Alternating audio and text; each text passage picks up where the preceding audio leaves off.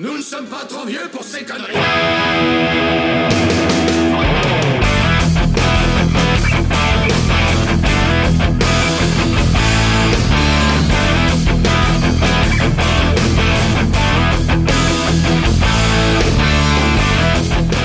Bienvenue dans cette nouvelle émission « Nous ne sommes pas trop vieux pour ces conneries » où j'ai le plaisir et l'honneur de recevoir pour la première fois sur ma chaîne Bellambule.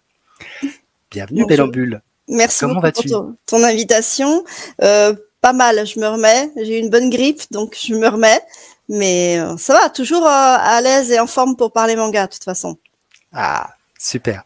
Alors justement, Bellambule, est-ce que tu peux te présenter pour les personnes qui ne te connaîtraient pas?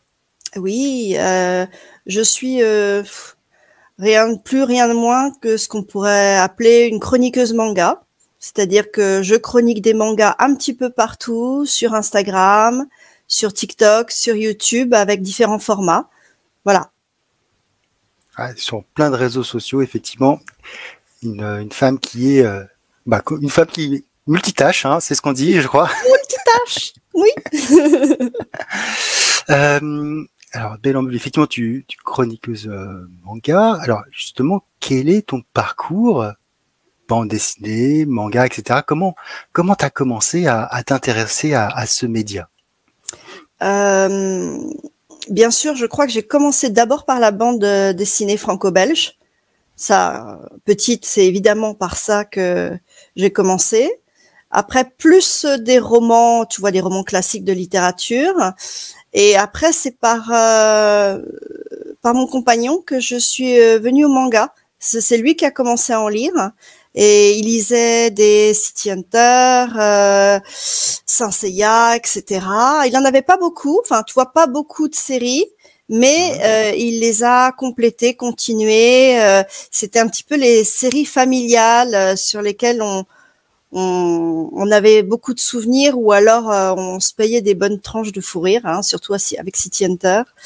Et puis, alors dans un deuxième temps, donc ça fait environ une quinzaine d'années, j'ai décidé de créer ma propre collection, de un petit peu fureter, regarder quel genre pouvait m'attirer, parce qu'il n'y avait pas que du shonen.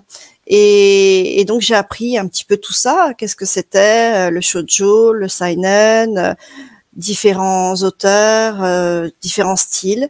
Et puis j'ai fait un petit peu, j'ai appris petit à petit comme ça, par moi-même.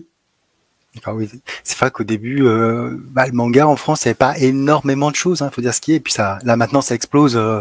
On a même des sous-genres.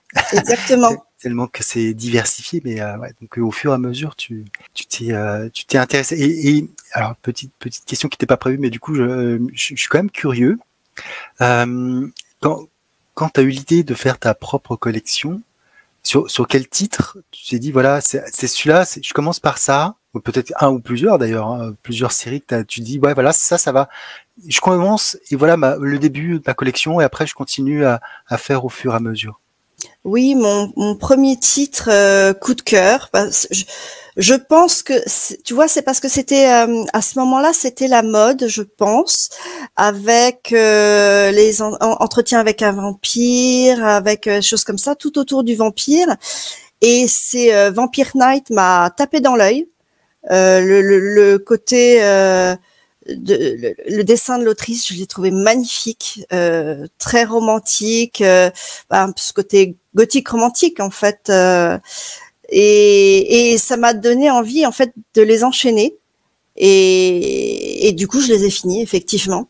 Par contre, je lui ai fait des infidélités sur les Memories parce que j'ai trouvé que c'était un petit peu trop, comment dire, ça partait un petit peu plus loin par rapport à la trame de base, donc j'ai préféré rester sur l'histoire originelle. Mais oui, ça c'est vraiment mon titre qui m'a permis de commencer mes collections. Et puis après, finalement, je me suis tournée plus sur du Chosei, comme Bright Stories, comme Isabella Bird, des choses un peu historiques aussi, un peu sociétales, et puis du seinen finalement. C'est vers ça que je me suis tournée sur différents titres, mais du shonen aussi, j'y reviens aussi, mais plus dans l'esprit enquête, par exemple. Oui, pas dans l'esprit, pas le shonen neketsu tel qu'on peut l'avoir, qui est voilà. C'est rarement ma came, mais ça peut arriver. Ça peut arriver. D'accord. Et du coup, j'imagine que quand tu reçois des gens chez toi, etc., et qui voient cette immense mangatech avec tous ces titres, etc., qui regardent peut-être un peu par curiosité ce qu'il y a à l'intérieur, ils disent mais c'est en noir et blanc, de quoi ça parle, mais c'est pour tes enfants, c'est pour toi vraiment tout ça, c'est à toi?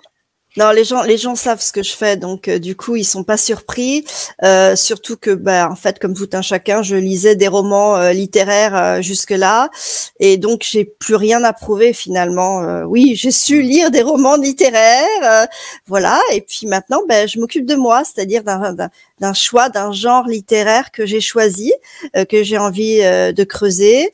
Et puis j'aime toujours si tu veux, leur rétorquer qu'ils iraient pas critiquer la BD franco-belge en disant tu n'as plus l'âge de lire une BD franco-belge. Non, ça viendrait à l'idée de personne. Et en fait, le manga, c'est exactement pareil. Alors oui, les gens sont parfois un peu décontenancés parce que c'est en noir et blanc, mais il y a quand même une qualité graphique exceptionnelle. Il y a aussi une qualité de narration. Voilà, c'est un pli à prendre.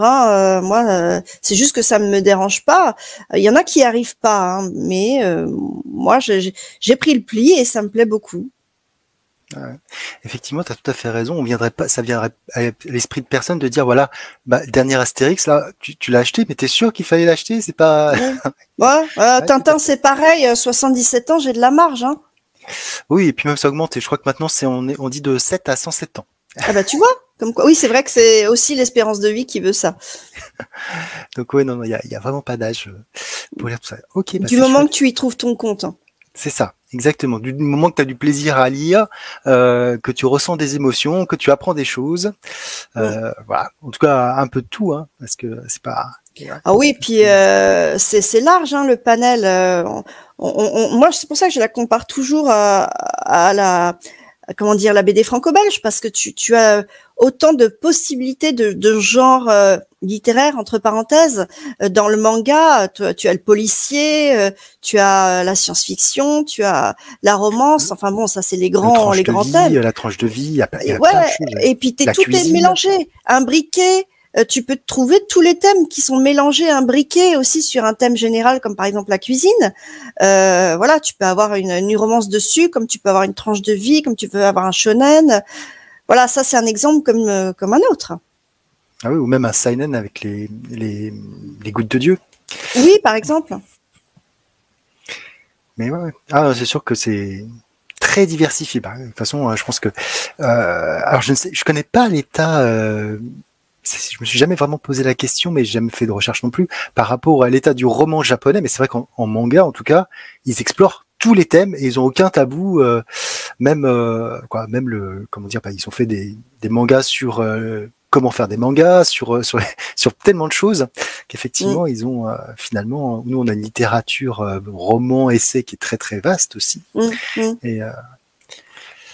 Et donc, justement, tu as décidé de parler d'un titre. Alors, du coup, j'espère que j'ai pris le bon, parce que il y avait... donc, c'est Tokyo Alien Bros. Oui. Et pas Toko Alien. C'est aussi. Ah, je savais pas. Et donc, je vois c'est pour le chien que tu l'avais pris, en fait. C'est pour ça. C'est pas faux, bien sûr, parce que ceux qui me connaissent savent que j'ai un Shiba, enfin une Shiba. Évidemment, c'est super mignon, c'est très vendeur, mais c'est surtout, comment dire, tu sais, je l'ai trouvé à Angoulême parce que je suis allée au stand du Lézard Noir, et puis ça m'a permis, si tu veux, d'avoir d'un coup tout un panel, en fait, tout le panel de leur édition. Et si tu veux, ça te permet d'avoir un visu dessus des choses. Je l'avais jamais vu en librairie, celui-là. Alors il m'a Lézard Noir, c'est pas forcément publié partout, quoi. On ne retrouve pas dans toutes les librairies. Ouais. Mais pourtant, mon libraire fait pas mal de Lézard Noir, mais tu vois, Cantine de minuit. Tokyo Tarareba Girl, le Tigre des Neiges, ok. Mais celui-là, je l'avais jamais vu et donc ça m'a permis de découvrir ce jeune auteur qui s'appelle Keigo Shinzo, qui a la trentaine, qui est a priori un proche d'Inyo Asano qui a fait Bonne Nuit Poun Poun. Donc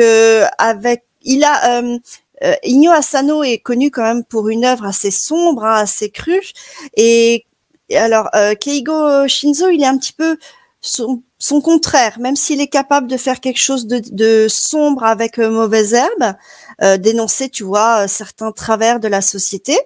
Il a quand même beaucoup d'humour, c'est assez lumineux comme œuvre, et quelquefois de l'humour complètement what the fuck, un petit peu décalé.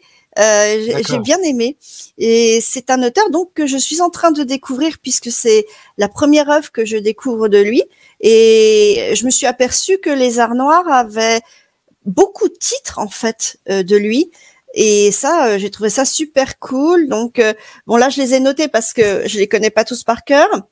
Il a fait Le Jour du Typhon qui est voilà une histoire de en fait c'est un écrit de jeunesse pour celui-là. C'est ses premiers écrits sur une histoire d'amitié, société. Donc Mauvaise Herbe, donc c'est un policier qui prend une lycéenne fugueuse sous son aile. Donc c'est assez sombre, mais c'est très bien écrit. Iraya Sumi. Donc ça c'est un truc très sympa, très lumineux. C'est deux cousins qui se retrouvent en coloc et c'est un petit peu tranche de vie. Summer of Love, Holiday Junction. Ouais, voilà. L'auto-école du collège Moriyama. Voilà, entre autres, ce qu'ils proposent chez les Arts Noirs. Donc, c'est pas mal, hein. Et c'est alors petite question parce que du coup moi je ne connais pas l'auteur hein, mais il est uniquement publié chez les Arts Noirs ou il y a d'autres je sais pas si t'as écoute j'ai pas creusé mais il semblerait que ce soit le cas. Il semblerait. En tout cas tu as quand même un choix assez exhaustif. Il y a quand même pas mal d'œuvres de cet auteur, effectivement. Ouais. Et il est exhaustif aussi dans sa production, c'est-à-dire que c'est très différent. Ça peut être un peu foufou, comme très sombre, comme rigolo. Il y a vraiment de tout. Il y a vraiment plusieurs facettes. Oui, il a plusieurs facettes. Et alors, avec le titre qui nous intéresse aujourd'hui, en fait, c'est l'histoire de deux aliens qui sont missionnés sur Terre pour faire de l'infiltration. Enfin, surtout un d'abord. Et puis, au bout d'un an, il y a son frère qui vient le rejoindre pour un petit peu regarder où il en est de tout ça. Et bon, lui remonter les bretelles. C'est pas tout à fait concluant, bien qu'il se soit extrêmement bien adapté.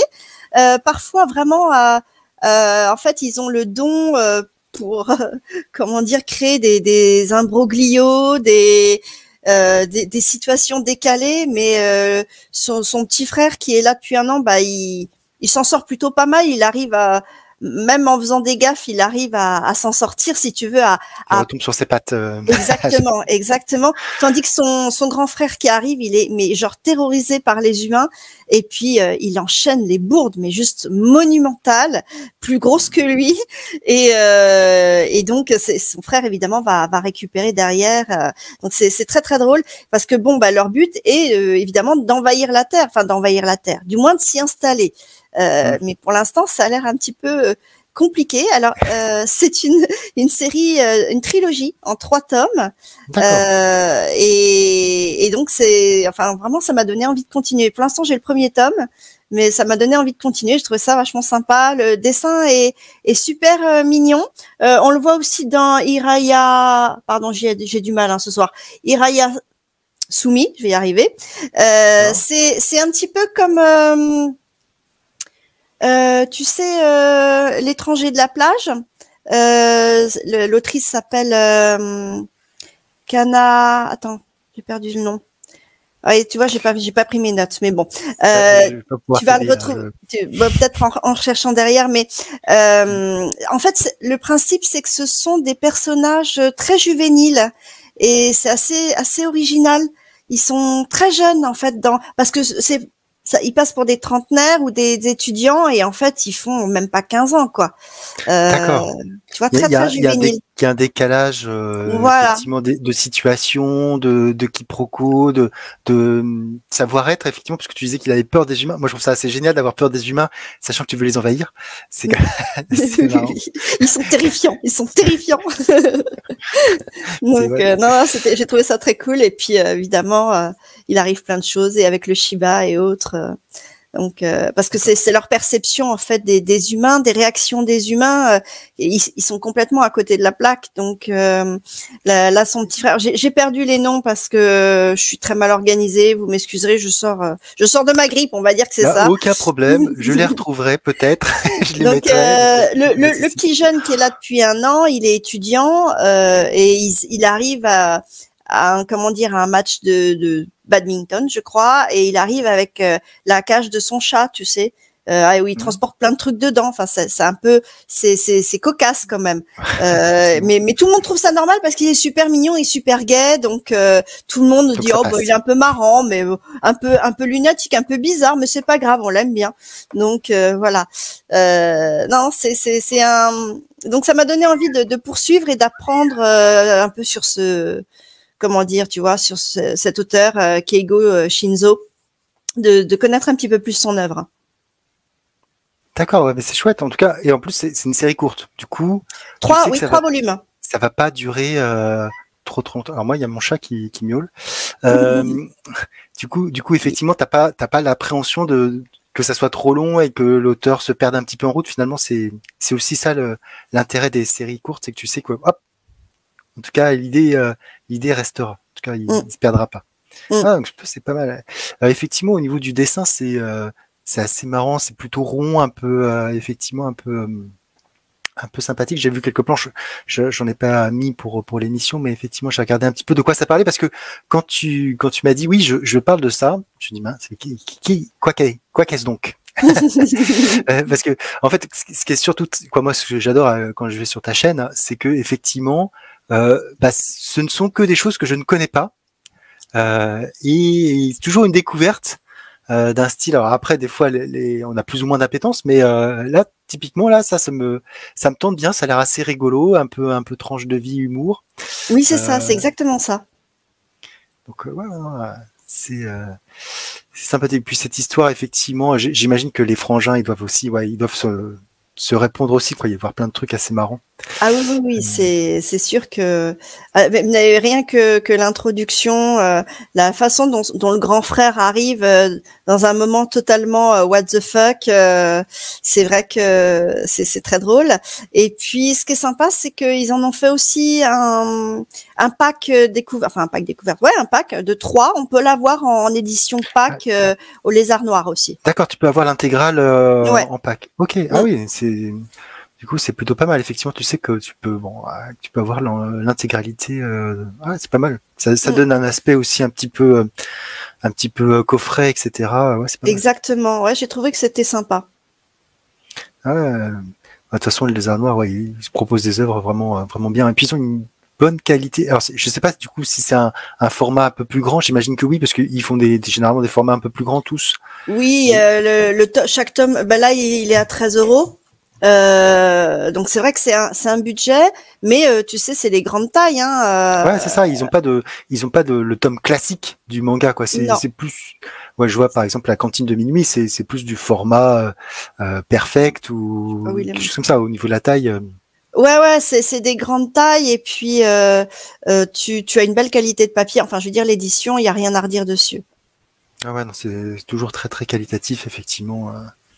Ouais, non, c'est une maison d'édition qui gagne à être connue, en tout cas, de par ce qu'ils proposent et par les petites pépites comme ça, là. En plus, ce qui est bien, c'est que si l'auteur t'accroche, comme quoi pour toi, bah, finalement, tu peux avoir pas mal de livres de cet auteur, quoi. En plus, chez un seul éditeur. Donc, j'imagine que c'est pas mal. Côté uniformité, etc., je pense notamment à d'autres auteurs comme Urasawa qui est dans plusieurs collections, ou Junji Ito aussi, même si entre Mangetsu et Delcourt ils font des efforts pour s'aligner un petit peu, mais c'est vrai que c'est quand un auteur est uniquement chez quelqu'un, ça fait plaisir aussi. Oui, là, ça veut dire que vraiment ils lui font confiance parce que il a quand même, je sais pas combien, 1, 2, 3, 4, 5, 6, au moins 6 titres de cet auteur. Ah non, c'est plutôt pas mal. Il y en a un qui réclame les câlins. Ouais, je sais pas où il est là, je vois pas. Ouais, j'espère qu'il va pas tout renverser surtout. C'est le problème. Mais bon, je prie. Si à un moment donné on voit un chat qui saute sur moi, vous saurez qu'il est derrière. Agressé par le chat. Voilà, c'est ça. Et ben merci pour cette nouvelle superbe découverte. En tout cas, moi je suis intrigué par ça et je regarderai à l'occasion. Moi, j'ai décidé de vous parler alors d'une œuvre qui s'appelle Fable. Je sais pas si tu connais du coup ce comics Fable. Non, mais ça a l'air beau. Ouais, alors je te remets l'image parce que c'est vrai que je suis passé un peu vite. Donc ça, c'est la couverture. Elle est toute petite parce que j'ai fait ça le truc un peu à l'arrache. Chez Urban, c'est la première intégrale. Alors je vais raconter un petit peu l'histoire de Fable et puis son histoire éditoriale aussi, parce que c'est compliqué. C'est compliqué parce que Fable, en fait, c'est une série très connue qui est sortie chez un label qui s'appelle Vertigo, qui se plaît tellement Vertigo, donc des comics plus pour adultes, qui est une branche de DC Comics qui fait Batman, Superman, etc. C'est sorti en 2003. Ça a duré jusqu'en 2015 et ça a eu rien que moins que 7 Eisner Awards. Les Eisner Awards qui sont les récompenses pour les comics. Donc meilleure première série, meilleure série, etc., meilleur spin-off. Donc voilà, c'est vraiment quelque chose de très connu là-bas. C'est scénarisé par Bill Willingham et dessiné en grande partie par Mark Buchanan. Il a dessiné 110 épisodes sur les 150. Voilà, pour vous donner un petit ordre d'idée. Et Fable donc est sorti chez un premier éditeur, uniquement 2 tomes. Ça a été repris par un autre éditeur, mais ça n'est pas allé jusqu'au bout. Et finalement, ça a été repris par Urban Comics en 2012. Et là, on a eu droit à l'intégralité des 150 épisodes, qui étaient compilés en une vingtaine de volumes et qui maintenant sont regroupés en une dizaine d'intégrales. Et qui sont ressortis récemment sous un format de poche. Donc, c'est-à-dire que c'est un format type manga perfect au niveau de la taille. D'accord. Donc, ce qui permet déjà, d'une part, de faire des économies parce que au lieu de payer 30 €, tu payes que 9 € ton tome. Ouais, c'est sûr, oui, c'est plus facile. Ouais. Et puis ça prend moins de place. Alors, Fable, de quoi ça parle? Voilà, on va y arriver après toute cette présentation. Imaginez que à New York, il y a un quartier qui soit composé de tous nos héros de contes de fées, Blanche-Neige, les 3 petits cochons, etc., etc. Mais pourquoi se retrouverait-il à New York? En fait, il faut savoir qu'il existe d'autres réalités, dont une réalité qui s'appelle les royaumes, où tous les personnages de fiction, de contes et de légendes existent pour de vrai. Sauf qu'un jour, une personne qui s'appelle l'adversaire a décidé de conquérir l'ensemble des royaumes. Et nos amis les fables n'ont eu qu'un seul moyen pour s'en sortir, c'est de traverser un portail pour arriver dans notre monde et essayer tant bien que mal de s'adapter à notre vie. Donc on va suivre, sachant effectivement qu'ils ne doivent absolument pas révéler leur identité. Ça serait trop simple sinon. Ah oui. Et oui. Ils vivent dans l'incognito parmi nous. Je dis pas pour Blanche-Neige, mais les 3 petits cochons, c'est un peu compliqué. Ah, justement, tout à fait. Tous ces personnages animaliers, effectivement. Alors il y a effectivement ce quartier à New York où on retrouve Blanche-Neige notamment, effectivement, le prince charmant, Jacques et son fameux haricot magique, et tous les autres personnages type les 3 petits cochons, Shere Khan, etc. Eux vivent dans une ferme qui se trouve un peu plus haut dans l'État, voilà, de manière à ce qu'ils puissent avoir. Et donc, comme ils sont venus avec à la fois toute la fortune qu'ils ont pu récupérer avant qu'elle soit prise par l'adversaire, mais aussi des sorcières, les sorcières assurent par leur magie leur incognito, le fait que personne ne puisse les reconnaître. Et donc, on va suivre ces fables qui sont organisées Et donc on voit qu'il y a Blanche-Neige qui est donc l'adjoint du maire, le roi Cole, qui gère un petit peu toutes ces problématiques des fables, les sous, les logements, les complications diverses et variées, parce qu'il y en a des complications. Et elle est épaulée dans cette tâche par Bigby Wolf, qui est le shérif. Et Bigby Wolf, je vous donne alors c'est un petit jeu de mots parce que Bigby c'est big comme grand, hein, grand, B comme bad, le grand méchant loup, bien sûr, qui peut reprendre une apparence humaine et qui est un peu le shérif.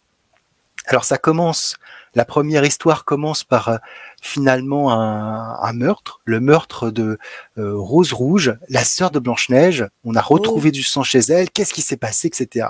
Et de fil en aiguille, on découvre un petit peu tout ce monde des fables, avec ses particularités, ses secrets, et puis surtout, on en découvre à chaque fois toujours un peu plus pour savoir qui est cet adversaire, qui a, conquis tous les royaumes et qui a poussé les fables hors de leur monde.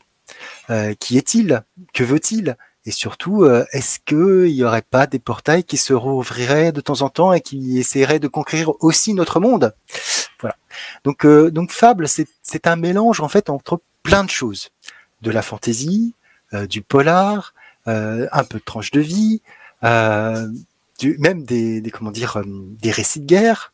L'auteur fait vraiment tous les types possibles. Il réinvente aussi d'autres histoires. Voilà. Donc ça foisonne de choses, de références, de personnages. Hein. Je parlais tout à l'heure de Jacques et de son haricot magique, effectivement. Jacques qui est une espèce de roublard loser dans ce monde, qui essaie toujours de faire des choses, mais qui n'y arrive pas tellement. On a Barbe Bleue qui a fait sa fortune justement en faisant le transport des fables de leur monde vers le nôtre. Il n'y a pas de petit profit. Voilà, ce qui nous fait aussi réfléchir sur un petit peu notre monde à nous, hein, forcément, avec tout ce qu'il peut avoir comme chose bien moche, hein, parce que les fables, quand bien même soient issues de contes de fées, les contes de fées, ça dépend si on prend la version Disney ou la version des frères Grimm. Hein. C'est pas tout à fait la même. C'est ça. Et donc c'est un comics qui, moi, j'ai pas lu dans son intégralité, mais qui vraiment, à chaque fois que je le relis, il y a vraiment des phases extraordinaires. Je trouve ça très malin. Il y a vraiment plein de choses qui passent. C'est hyper original. Est-ce que enfin, l'auteur ne se perd pas trop quand même dans ce multi-univers, alors, il y a pas mal. En fait, il y a des arcs, des histoires en 5-6 épisodes. Il y a des petites histoires qui ont rien à voir de respiration et une trame, je dirais, générale qui se poursuit un petit peu vers la moitié du récit. On va dire qu'il y a en gros sur les 10 tomes, il y a 5 tomes qui concernent une grosse histoire. Et après, la deuxième partie, c'est une autre grande histoire. L'auteur, peut-être, une fois qu'on a résolu la première histoire, ça perd un petit peu en intensité, mais ça reste quand même assez bon. Faut dire ce qui est, parce que la force de l'auteur, c'est justement de nous accrocher aux personnages. On a envie de savoir ce qui va leur arriver, parce que justement une fois qu'on a fait le parcours avec eux, qu'on s'est approprié leur vécu, qu'on a vu ce qu'ils ont fait, ce qui leur arrive, on n'a pas envie de les quitter comme ça. C'est là où c'est très fort, c'est que comme tout conte de fées, si Blanche-Neige ou autre avait une suite, est-ce qu'on voudrait pas lire la suite à chaque fois, quoi, finalement? Et c'est un peu ça, c'est que les personnages, on s'y attache forcément beaucoup, et voilà. Donc, du moins, tant qu'on les laissait pas en sécurité, on va dire. En fait, comme tous les contes de fées, et à la fin, ils se marièrent et eurent beaucoup d'enfants. On voit que ça dure pas très très longtemps généralement. D'ailleurs, le prince charmant, on prend vraiment pour son grade. Hein. Aïe. Ah oui, le prince charmant, parce que c'est forcément le même prince charmant de Blanche-Neige, de La Belle au Bois dormant, de Cendrillon. C'est le même, hein. Non. Il n'y en a pas 36. C'est pas vrai. Donc, il remplit à chaque fois. Ah ouais. Donc, il se les fait toutes, c'est pas très net, hein. Donc voilà, donc D'accord. il y a des petites choses comme ça, et puis il y a des choses qui sont assez marrantes, parce que je pense notamment à la Belle au bois dormant, qui a été bénie par des fées lors de sa naissance, et donc parce qu'elle a été bénie par une fée qui lui apporte de la chance, je crois, bah, aura toujours de la chance dans sa vie, quand bien même elle est dans un monde non magique finalement. Elle réussira toujours à s'en sortir. C'est comme Jack qui s'en sort aussi toujours un petit peu, et surtout ce qui est assez marrant, c'est que les fables puisent aussi leur force finalement des croyances des personnes, un petit peu comme ça rejoint un petit peu le côté divin, c'est-à-dire que globalement un personnage va pas pouvoir mourir. Je parle de Pinocchio par exemple. Pinocchio, il est tellement célèbre et connu que finalement il ne peut pas mourir. Il va peut-être avoir du mal, mais son corps va se reconstituer. Il va avoir quelques plaies et bosses, mais au final, il va pas mourir, parce que c'est un personnage qui fait partie de l'imaginaire et qui est nourri justement de cette force que lui apportent les histoires. Donc il y a aussi tout ce côté-là qui est assez intéressant. Voilà. Donc, et puis ça, bon, il y a d'autres thèmes qui sont abordés, mais je vais pas, comme il y a 150 épisodes et que il y a plein de choses, je veux pas vous en révéler trop, mais il faut savoir que on retrouve à chaque fois toujours quelque chose qui peut vous intéresser. Je vais peut-être quand même raconter une toute petite histoire, parce que ça me fait plaisir. À un moment donné, je parlais de Jack. Jack décide de quitter cette communauté à New York et de se lancer à Hollywood pour faire un film sur lui.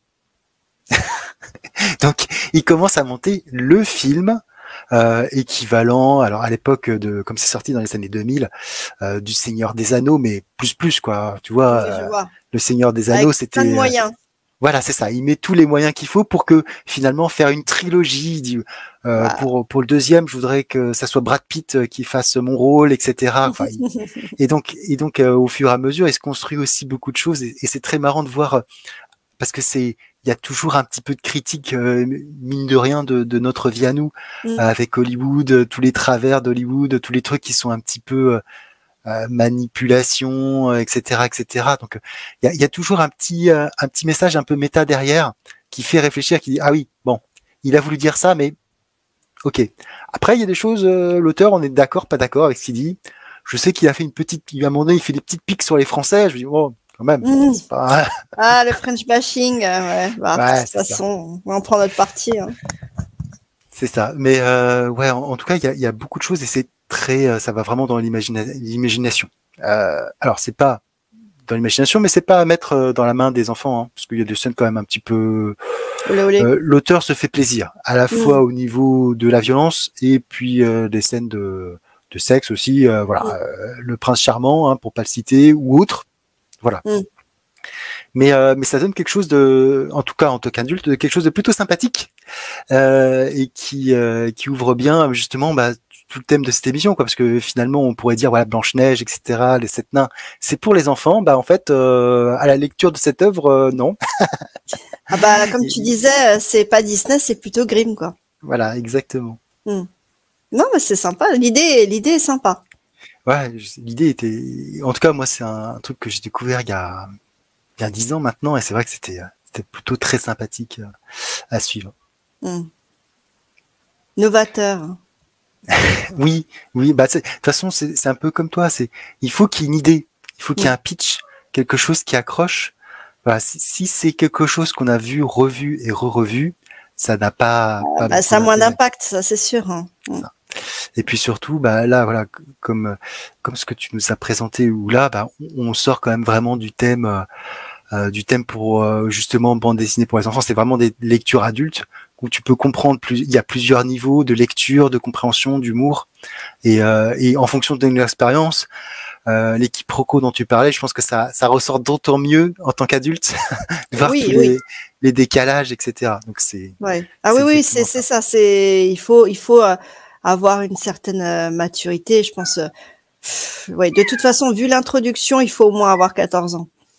Parce que voilà, il s'agit de de comportement adulte au niveau du début du premier tome. Là, au moment où le frère aîné retrouve son petit frère, voilà, il y a clairement, c'est une situation d'adulte. Donc, de toute façon, le lectorat est quand même encouragé à plutôt commencer autour de 14 ans, je pense. Et puis après, oui, de toute façon, pour analyser la situation, la subtilité, en fait, c'est ça aussi. C'est pas tant aussi la restriction visuelle que aussi la subtilité de l'intrigue, de la façon dont c'est traité. Ouais, il y a toujours, ouais, c'est aussi ça qui rend les choses intéressantes. C'est quand on va effectivement, quand on creuse, quand on va un peu plus loin, qu'il y a quelque chose derrière, et c'est pour ça que ça nous plaît aussi. Exactement. C'est qu'on ne reste pas à la surface. Et souvent, quand je chronique un titre, souvent je dis, à partir de 13 ans ou 14 ans, c'est pas tellement visuel. Souvent, il s'agit d'un shonen ou des choses comme ça. C'est pas tant visuel que plus la compréhension du lecteur, en fait. S'il va pouvoir vraiment comprendre toute la subtilité de la démarche de l'auteur, c'est ça que je voudrais souligner principalement. Oui, oui, et je pense que c'est important aussi à souligner parce que effectivement, on a quand même tendance à mettre dans les mains de nos chers bambins un peu tout ce qui passe parce que voilà, c'est comme on disait, c'est du manga, c'est pour les enfants, tu peux le lire, etc. Mais en fait non, il y a des choses qui peuvent pas lire. Ah non. Faut faire quand même attention à ce qu'ils lisent, quoi. Il faut toujours. Ça, et puis surtout, je te dis, une compréhension, en fait, décortiquer une subtilité, en fait. C'est ça sinon il va passer à côté. Ce serait dommage. Oui, c'est ça que je veux dire. Après, il peut toujours revenir, mais c'est Oui, vrai bien que sûr. je pense que comme toute œuvre, de toute façon, une œuvre doit être faite pour être lue et relue, parce que il y a des choses qu'on ne voit pas forcément au début. C'est vrai, ça c'est vrai. Il y a des choses qu'on digère et qu'après on peut comprendre mieux et restituer. Je pense que c'est aussi important de voir ça. Moi je sais que typiquement Fable, moi je l'ai lu il y a une dizaine d'années. Quand je l'avais lu à l'époque et quand je le relis maintenant, il y a forcément des choses que je redécouvre et que je vois autrement.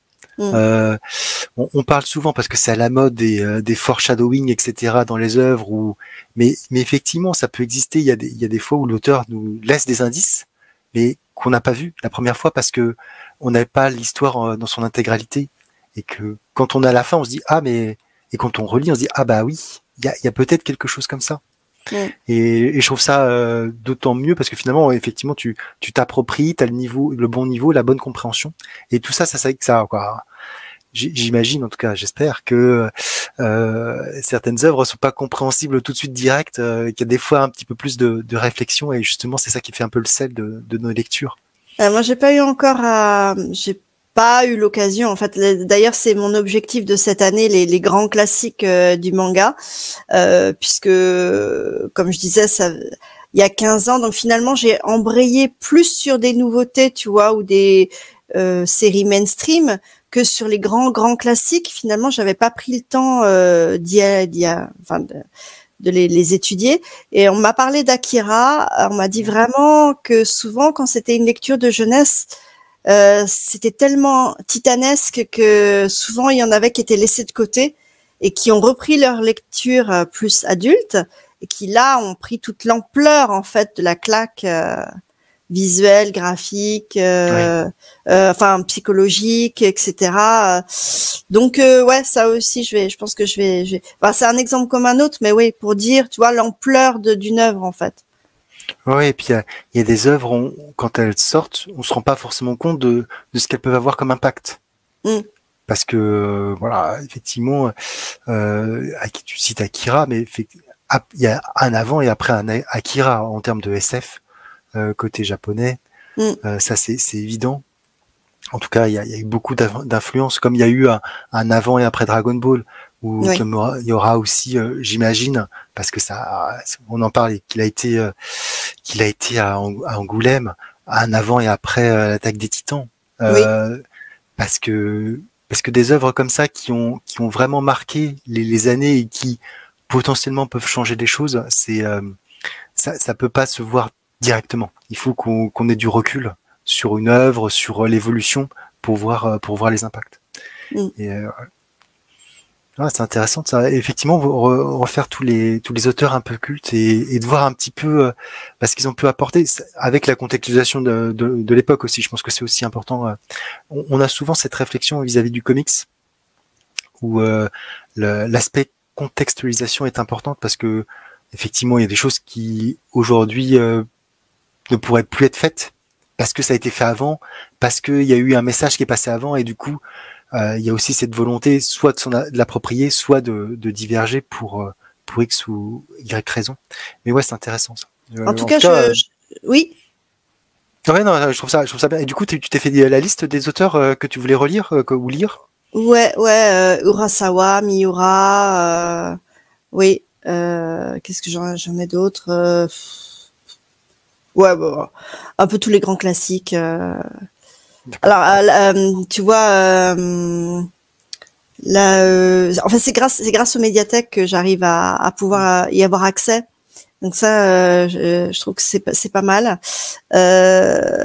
Et je pense que je suis assez sereine concernant Akira parce que vu l'année de naissance, on va dire, je pense que ça va me parler. Je vais avoir plein de références. Contrairement à un trentenaire ou un jeune d'une vingtaine d'années, je pense que ça va beaucoup plus me parler donc je suis assez confiante au niveau de la compréhension. Après, il y a tout le reste, j'imagine. C'est intéressant comme de revoir un petit peu tout ça. Ouais, je trouve ça. Moi, ça fait très longtemps que je les ai pas relus mes Akira. D'ailleurs, moi, j'ai la version. Il y a la première. Ouais, la première en sens occidental et colorisée. J'arrive pas à m'en débarrasser parce que j'aime pas la nouvelle édition en fait. Je trouve qu'elle est pas. Ouais, je trouve qu'elle est pas. Je la trouve. Tu vois, il y aurait une édition type. On parlait tout à l'heure d'Attaque des Titans, mais l'édition colossale. Oui. Que je trouve vraiment très qualitative. J'avoue. Mais là, je trouve que cette version. Alors, je sais qu'elle a été approuvée par l'auteur, etc. Mais je la trouve pas top. Je la trouve pas top. Mais bon, ça après c'est choix les choix. Hein. Du coup, j'ai pas forcément envie de remettre X euros dans une édition qui à part la traduction et encore globalement la traduction, ouais, il peut y avoir des choses qui ont changé, mais on reste quand même dans l'esprit, quoi. Donc bon, à voir. De toute façon, ce sera déjà pas mal quand même. Voilà, je sais pas s'il y en a beaucoup de nos auditeurs et autres téléspectateurs qui ont lu Akira. Je sais que c'est une œuvre très forte, mais j'ai pas encore eu l'occasion. Ah, je pense qu'il y a quand même, j'imagine en tout cas que beaucoup de personnes l'ont lu. En tout cas, moi, de notre génération, j'imagine quand même. Parce qu'il y avait le film aussi. Oui, il y a le film aussi. Alors, oui, je me suis obligée à pas le voir justement pour pas me spoil. Ouais, sachant que le film est différent. C'est pas tout à fait. Je crois qu'il était assez réussi quand même, non? Ah, le film est très bien. Le film est très bien, mais il ne reprend pas tous les éléments du manga. Souvent, ouais. Il me semble que la fin est pas tout à fait la même non plus. D'accord. Dans mes souvenirs. Et que justement, c'est assez marrant de voir ça parce que les deux ont été supervisés par l'un totalement par Otomo et l'autre supervisé par lui. Mais justement, en voyant le film, je crois qu'il a refait des choses dans son manga, il me semble. D'accord. Il a pu voir certaines trajectoires. Mais c'est intéressant. De toute façon, tout est assez intéressant et c'est ça aussi. Après, quand tu te plonges dans les anecdotes des mangaka, ce qu'ils ont fait, etc. C'est toujours très intéressant de voir leurs influences, etc. qu'ils ont pu mettre à un moment donné. Donc, parce que même s'il y a de l'imagination et s'il y a des situations, ça ne sort pas de nulle part. Il y a rien qui se crée totalement. On est de toute manière ancré dans ce qu'on a vu, dans ce qu'on a lu, dans notre époque, dans notre civilisation. Donc même quelque chose de très novateur peut avoir des racines très profondes sur d'autres œuvres. Eh bien, merci Bellambule pour d'être venu, d'avoir présenté cette chronique, d'avoir partagé un petit peu ton parcours et tes ressentis, et puis tes projets apparemment aussi, un projet à très court terme. Oui. Oui, Donc, j'y tiens absolument parce que ça manque à ma culture. Il n'y a pas que le mainstream et puis les sorties, tu vois, les nouvelles sorties. Il y a tout un fond qui me manque en fait, en ayant commencé un petit peu sur le tard finalement, parce que l'air de rien, j'ai pas eu à lire pendant les années 80, 90, tous ces grands classiques qui sortaient à ce moment-là, et du coup je me rattrape. après, tu lis mainstream, mais moi, je suis quoi, quand t'es quand même pas tout à fait dans le même stream. T'as quand même beaucoup de lectures qui sont un petit peu recherchées, quoi. En tout cas, qui sont Ah pas. oui, mais si tu veux, c'est des créations récentes, on va dire. Oui, c'est dans les nouveautés, effectivement. Je vois ce que tu Voilà. veux dire. Donc voilà. Très bien. Bah merci encore une fois. Et puis, n'hésitez pas à suivre Belle en Bulle sur tous ces réseaux sociaux Merci. qui seront indiqués dans la description. Voilà. Et parce que à chaque fois, effectivement, comme tu le disais, un format différent, une manière de montrer les choses différentes, toujours très ludique. Moi, je trouve que J'essaie. c'est toujours très sympathique, très ludique, et qui toujours, quoi, en tout cas, à chaque fois suscite l'intérêt. Bon, en tout cas, moi, je suis toujours intéressé. Merci. Moi, ça m'intéresse. Moi, je trouve ça fou, effectivement, tout ce que tu peux présenter, tout ce que tu peux lire. Moi, je trouve ça absolument génial. Merci beaucoup. Eh bien, merci. Merci à Merci. tous. Ciao, ciao. Nous ne sommes pas trop vieux pour ces conneries.